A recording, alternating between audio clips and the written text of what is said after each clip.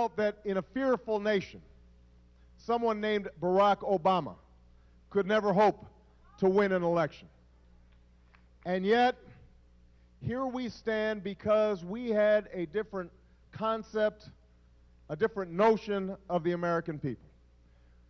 We understood that there was a core decency to the American people, that there were a set of shared values that extended beyond race and region, extended beyond income and ethnicity. And Barack Obama would be the man to prove it. In a 2006 interview, he likened his melting pot family to a mini United Nations. With 6 half-siblings from his Kenyan father's family and a half-sister from his mother's second marriage to an Indonesian, the president-to-be became the poster boy for cultural diversity. Born in Hawaii on August 4th, 1961, he was just 2 years old when his parents parted.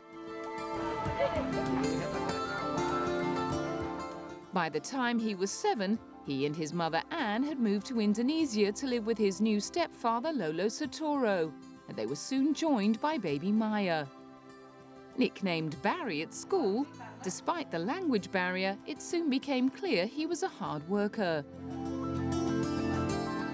But the upheavals didn't end there.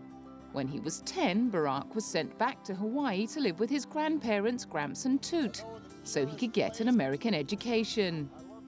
After graduating with a BA in political science from Columbia University in 1983, he moved to Chicago, and it was there his interest and talent for activism and grassroots politics really took hold. Working as a community organizer in the most disadvantaged areas of Chicago, he established a job training program and a tenants' rights organization. While he was there, he also met firebrand preacher Reverend Jeremiah Wright, whose rousing sermons prompted Barack to see involvement with the church as an effective way of achieving social reform. But first, he needed to know his way around the law, and in 1988 he was accepted into Harvard Law School. By the end of his first year, he was an editor of the Harvard Law Review, and a year later he was elected as the first black president of the magazine. After graduating from Harvard, he worked as a lawyer and received a fellowship at the University of Chicago, where he taught constitutional law for 12 years and began making a name for himself in the local political scene. In 1996, he was elected to the Illinois State Senate and stayed there for 8 years, until he was elected to the U.S. Senate by the greatest victory margin for a statewide race in the history of Illinois, largely due to his star-making keynote address at the 2004 National Democratic Convention in Boston.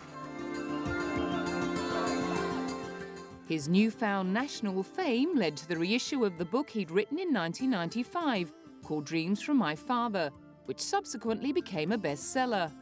He followed up with The Audacity of Hope, the title of which came from one of Reverend Wright's sermons, and went on to be another bestseller. By the end of 2006, with the increasingly unpopular Bush administration coming to an end, unlike the equally unpopular war with Iraq, he sensed his opportunity. So they want to try something new, and I think people have a lot of enthusiasm about the message Democrats are delivering. And in February 2007, he was ready to make his big move. I stand before you today to announce my candidacy for President of the United States of America. It was the announcement that his swelling legions of supporters had been yearning to hear. And at the tender age of 45, he began his bid to become the first African-American incumbent of the White House. Of course, he wasn't embarking on his historic climb alone. Alongside his campaign team, which included communications director Robert Gibb and speechwriter Jon Favreau, he could count on the towering support of his wife Michelle, whom he met when they were both lawyers back in 1989. In The Audacity of Hope, Barack wrote of Michelle, "If I ever had to run against her for public office, she would beat me without much difficulty." He also publicly credited her, along with his mother, who died of ovarian cancer in 1995, as being among the many women who've helped enlighten him about gender politics. Michelle gave birth to their first daughter Malia in 1998. Little Natasha followed 3 years later. With her husband's star on the rise throughout the early years of the millennium, Michelle swapped the maternity frocks for designer dresses and began making a name for herself as a budding fashion icon.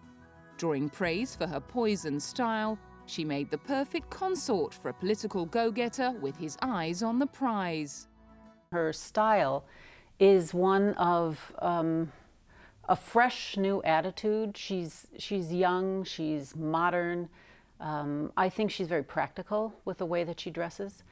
And I also think that she is going to bring a new American vision to the way people dress. Her love of bold colors and penchant for figure-hugging silhouettes had fashion writers calling her a breath of fresh air in the typically stuffy, conservative world of politics. She was even being compared with legendary 60s icon Jacqueline Kennedy, the enduring benchmark of First Lady elegance. However, Michelle's more pragmatic, less exclusive approach to achieving great style made her more approachable than the rather aloof Jackie O, as she smiled and waved her way along the campaign trail with her husband. And it was to prove a long and bumpy road.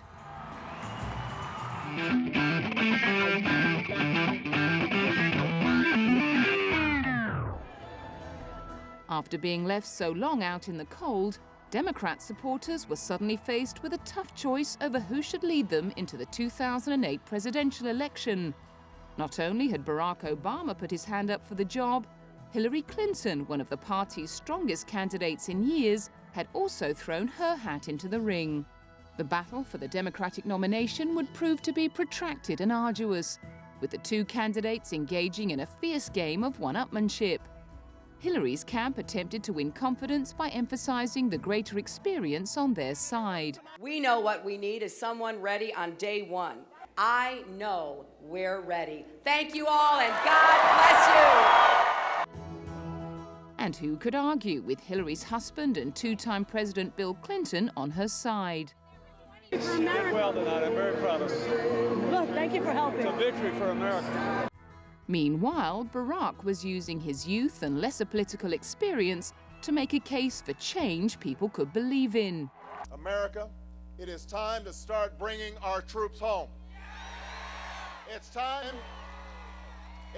to admit that no amount of American lives can resolve the political disagreement that lies at the heart of someone else's civil war. That's why I have a plan that will bring our combat troops home by March of 2008. The attention paid to the struggle between the two Democratic candidates, however, often meant that actual policies and issues became sidelined. But Barack tried to stick to his core message and emphasized again and again his three core issues: ending the war in Iraq, increasing energy independence, and providing universal health care. And in February 2008, he won 13 out of the 22 states who went to polls on Super Tuesday, as well as the endorsement of Democratic heavyweights Ted and Caroline Kennedy. And as things began to swing his way, Hillary suggested that Barack was being given an easy time of it by the press. In the last several debates, I seem to get the first question all the time. And I don't mind. I'll be happy to field them, but I do find it curious. And if anybody saw Saturday Night Live, maybe we should ask Barack if he's comfortable and needs another pillow. I just find it kind of curious that I keep getting the first question on all of these issues. However, media commentator Mark Jerkovitz believed that the positive press he was receiving in early 2008 was not a product of bias, but smart campaigning and success. Not that it all went Barack's way. Just 1 month after his Super Tuesday victory, controversy erupted over his alliance with his former pastor, Jeremiah Wright. ABC News had found clips from the preacher's sermons in which he claimed that the US brought the September 11 attacks in 2001 upon itself with its own terrorism. We bombed Hiroshima, we bombed Nagasaki, and we nuked far more than the thousands in New York and the Pentagon, and we never batted an eye.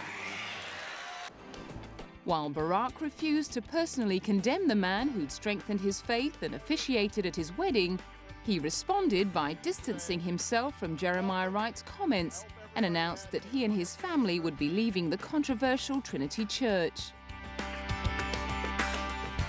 With that controversy still raging, the campaign turned its attention to Pennsylvania, and Barack played into the Clinton camp's hands by commenting that small towns in the state clung to guns or religion and anti-immigrant sentiment in their bitterness over decades of unemployment. His remarks caused a furore in the press, and Hillary went to town. Senator Obama's remarks are elitist and they're out of touch. They are not reflective of the values and beliefs of Americans. But Barack stuck to his proverbial guns. I said something that everybody knows is true. When you're bitter, you turn to what you can count on. So people, they vote about guns, or they take comfort from their faith and their family and their community, and they get mad about illegal immigrants. And by mid-May, he'd effectively won the shootout. On June the 7th, Hillary formally terminated her candidacy and endorsed Barack as the Democratic presidential nominee.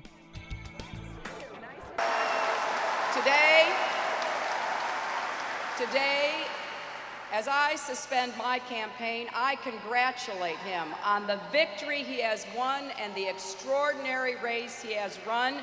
I endorse him and throw my full support behind him.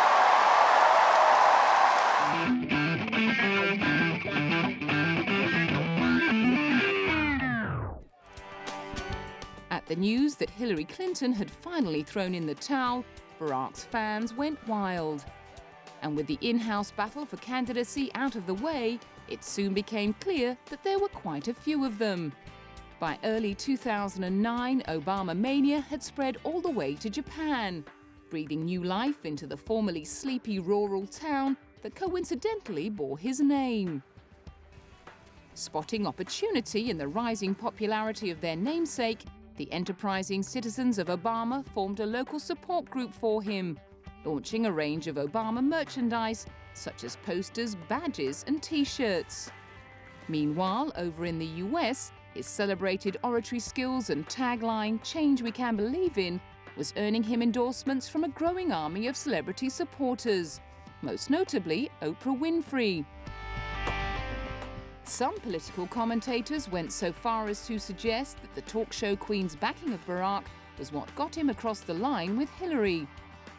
Whether or not that's true, analysts generally agree that her decision to throw her weight behind the young presidential hopeful earned him well in excess of 1 million votes in the Democratic primary race. Is he the one? South Carolina, I do believe he's the one to bring us the audacity of hope. Barack Obama!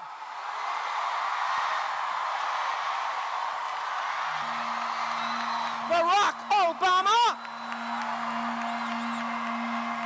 It's Obama time! It's Obama time! Plenty of other big hitters agreed. Well, I'm an Obama guy for a year and a half, so I'm very excited by his campaign and I'm excited about Senator Obama. I'm excited about just the desire for seeing change. But yeah, it is. I hope Obama wins.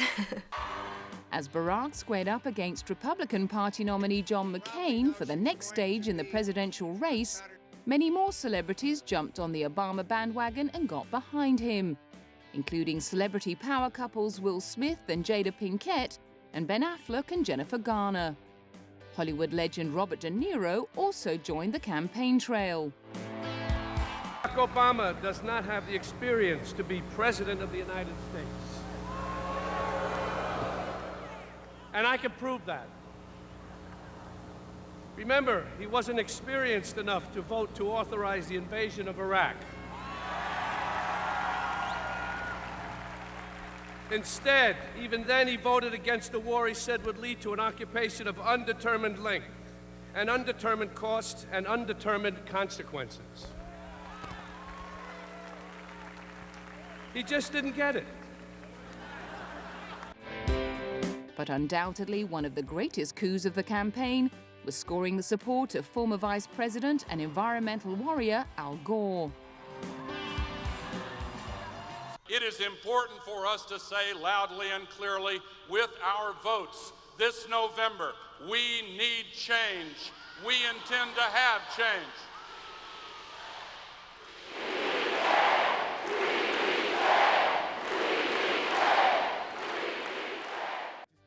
With Hollywood and big-name Democrats vocal in their support, Barack Obama set out for Washington. I am running to tell the corporate lobbyists that their days of setting the agenda in Washington are over. They have not funded my campaign. They will not work in my White House. And they will not drown out the voices of the American people when I'm President of the United States of America.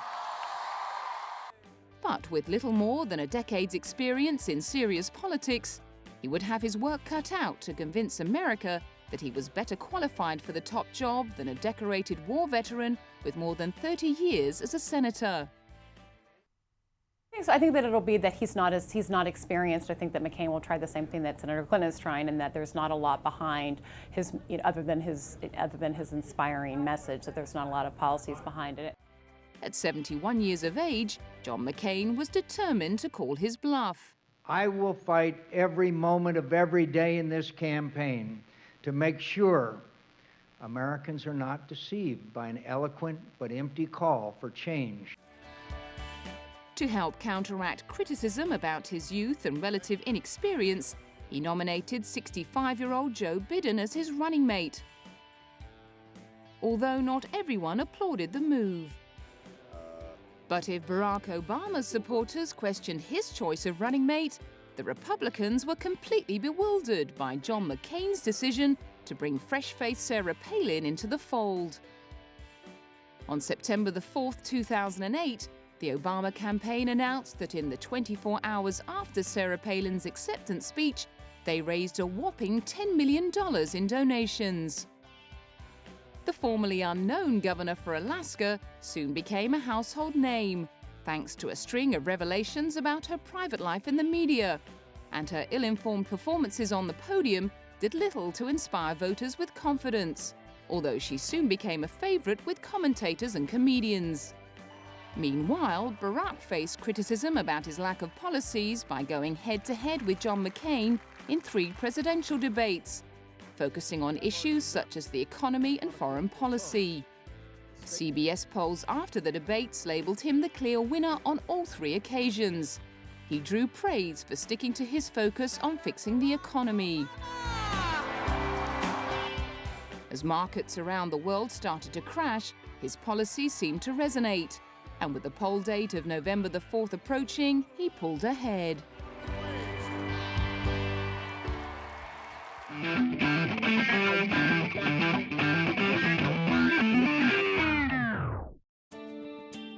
After the highest voter turnout in more than 40 years, Barack Obama swept to victory by a margin of almost 10 million votes to become the first African-American president of the United States, much to the delight of his hordes of supporters and influential friends.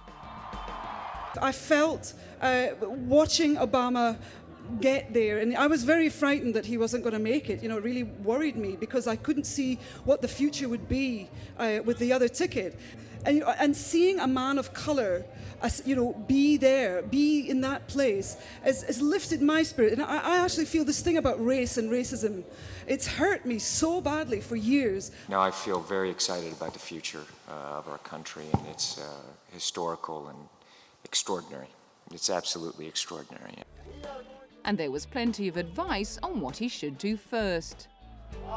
It's his job to make the ultimate decision for the whole country. But I just know that, you know, it's a depression right now with people not having income and not being able to go get money. And I feel like if anything could change, he should change that. And it's just a matter of bringing back programs to help people who want to work. To look around and think we are part of a global, interdependent, whole entity, organism, and we have to pay attention to that. And I just hope he knows that so many people are on his side.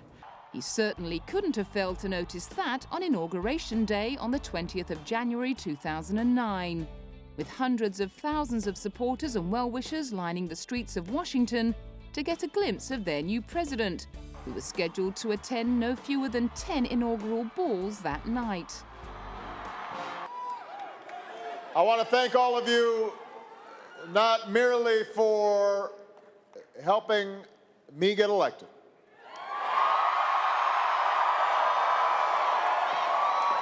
but I want to thank each and every one of you and all the people who are watching tonight for what you do to make this country better. After dancing the night away with Michelle and being serenaded by the likes of Beyoncé, Bruce Springsteen, Jamie Foxx, Alicia Keys and Mariah Carey, it was on with the job of running the country. Aside from getting the US economy back on its feet with a $780 billion stimulus package, one of his first priorities was the Middle East. Starting at the beginning of our administration, we are going to engage effectively and consistently in trying to resolve the conflicts that exist in the Middle East.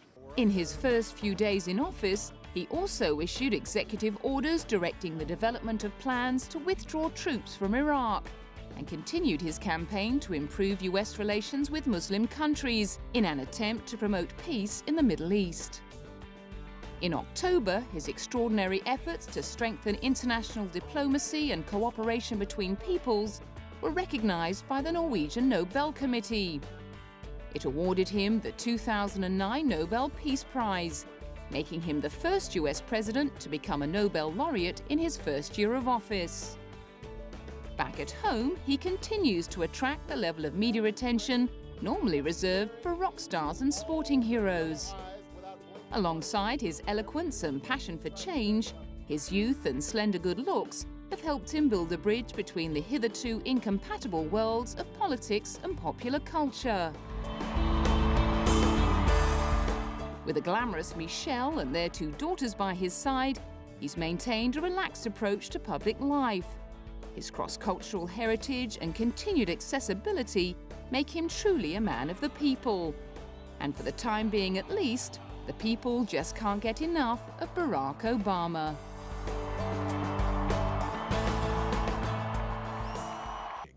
The fact that People and Us are putting political leaders who aren't in trouble on their covers, I don't know, maybe the sign of some kind of new era. Barack Obama has managed to knock Paris and Brittany off the cover of a bunch of magazines. I think that's a good thing.